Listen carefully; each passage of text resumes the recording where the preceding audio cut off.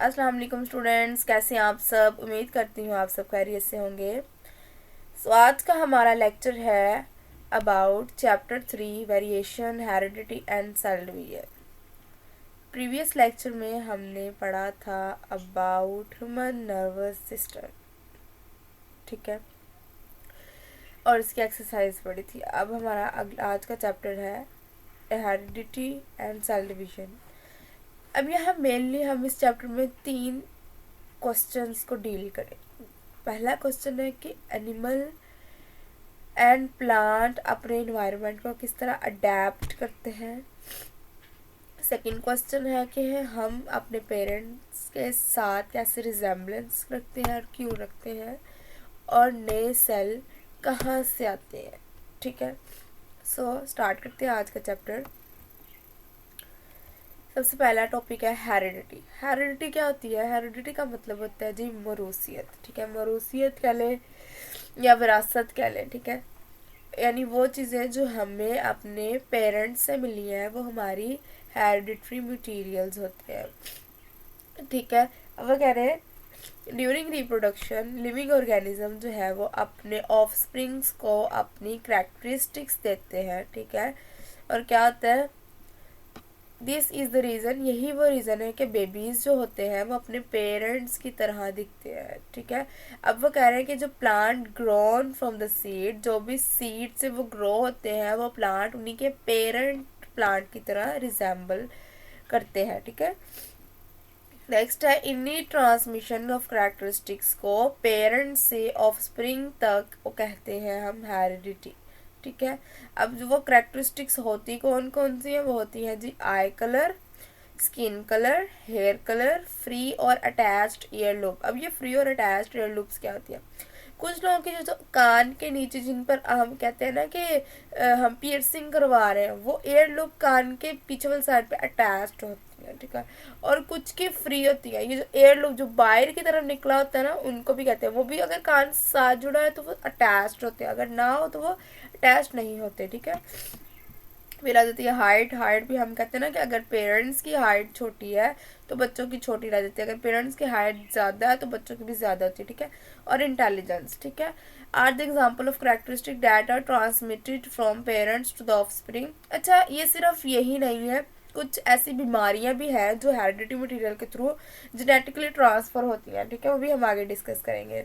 इनमें मेनली जो होती है वो शुगर की बीमारी होती है, डायबिटीज़। ठीक है, life in all organisms, every character of their structure, function, metabolism and behavior is programmed and controlled by a set of instruction। और वो set of instruction के ज़रिए ये सारा जो मामला है ना सेट होता है, प्रोग्राम्ड होता है। अब वो instructions क्या होती हैं? These instructions are in the form of biological code। वो एक बायोलॉजिकल कोड की फॉर्म में होती है जिनको हम क्या बोलते हैं जी? जीन्स बोलते हैं। ठीक है, you have received your genes from your parents, हमने अपने पेरेंट्स से जीन्स ली है, and they have received their genes from their parents. ठीक है, और उन्होंने अपनी जीन्स उन्होंने अपने पेरेंट्स से ली है। ठीक है, फिर है thus you and your siblings share many genes of your parents and even of your grandparents। ठीक है, तो वही कि हमें हमारे पेरेंट्स की आ गई, हमारे पेरेंट्स में उनके पेरेंट्स की आ गई। ठीक हो गया। Inherited characters are determined by genes, और इनहेरिटेड कैरेक्टर्स जितने भी होते हैं वो किससे डिटरमाइंड किए जाते हैं? वो जीन से ही डिटरमाइंड होते हैं। ठीक है, these are transmitted from generation to generation through genes. यही हमारी जनरेशन हमने अपने पेरेंट्स से ली, उनकी जनरेशन उनके पेरेंट्स से ली, अब हमारी जनरेशन हमसे लेगी। ठीक है, वो जीन्स ऐसे ट्रांसमिट होती रहती है। These are transmitted from generation to generation. ठीक हो गया, through genes. Heredity is a way genes transmit their characteristic. Heredity ही वो वे है जिसके जरिए जीन जो है वो ट्रांसमिट करवाती है कैरेक्टरिस्टिक्स को पेरेंट से ऑफस्प्रिंग तक। ठीक हो गया। The word genetic is derived from genes, genetic का वर्ड ही जीन से निकला है, और genetic is a science of heredity. Genetic क्या है? ये एक हेरिडिटी की साइंस है। ठीक है, मौरूसियत की ऐसी साइंस है of heredity. Gene is the basic unit of the biological information. जो जीन है ना वो एक बेसिक इंफॉर्मेशन होती है। Genetic deal with transfer biological information from gene from of parents से ऑफस्प्रिंग तक, यानी जनरेशन टू जनरेशन ये मूव करवा देती है। अब नीचे एक आपको एक्टिविटी दी हुई है, उसमें बता रहे हैं कि आपने सिर्फ ऑब्जर्व करना है कि आपकी करैक्टरिस्टिक आपके खुद की सेल्फ के साथ ज़्यादा मिलती है, फादर के साथ मिलती है, मदर के साथ मिलती है, सिस्टर, ब्रदर, ग्रैंड पेरेंट्स, वो आपने सारे इसमें लिख देनी है, ठीक है। फिर है जी नेक्स्ट चलते हैं अगले टॉपिक की तरफ। अच्छा, अब ये रहता है we know that children possess many features, कि हम जानते हैं कि जो चिल्ड्रन हैं उनके पास बहुत से फीचर्स होते हैं जो सिमिलर होते हैं अपने पेरेंट्स के साथ, but they also differ from there parent, लेकिन वो उनसे डिफरेंट भी होते हैं, ठीक है। Similarly brother and sister also show difference in many characteristic. अब हम अपने भाइयों जैसे ज़्यादा नहीं लगती है, बहनों जैसे नहीं लगते ज़्यादा, हमारी बहनें मदर पे ज़्यादा होती हैं, मतलब मदर की कैरेक्टरिस्टिक उनमें ज़्यादा होती है, लेकिन हम में कहीं हम लोगों को जो है वो हमारे रिश्तेदार कहते हैं भाई तुम तो उनके जैसे लगते हो, हालांकि उनके हमारे जीन्स बिल्कुल भी मैच नहीं करते, ठीक है। कहने का मतलब ये है कि हम लोग बाज़ दफ़ा अपनी इतनी ज़्यादा करैक्टरिस्टिक्स नहीं ले पाते, ठीक है, नहीं लेते, ठीक है। Variation help organism to adapt, live successfully their environment, have greater chance to survival and continue their race. Race होता है नस्ल, ठीक हो गया। फिर आज अडेप्टेशन और वेरिएशन में फ़र्क।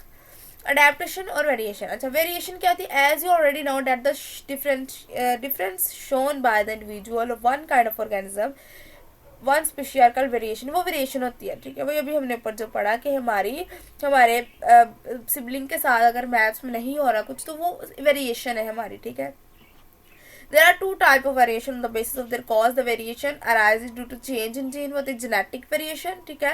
वो कौन से होती है, the variation which arises due to change in variation, वो genetic होती है। और कौन कौन से होती है, skin color हो गया, blood type हो गया, eye color हो गया, tongue rolling होगी, ठीक है।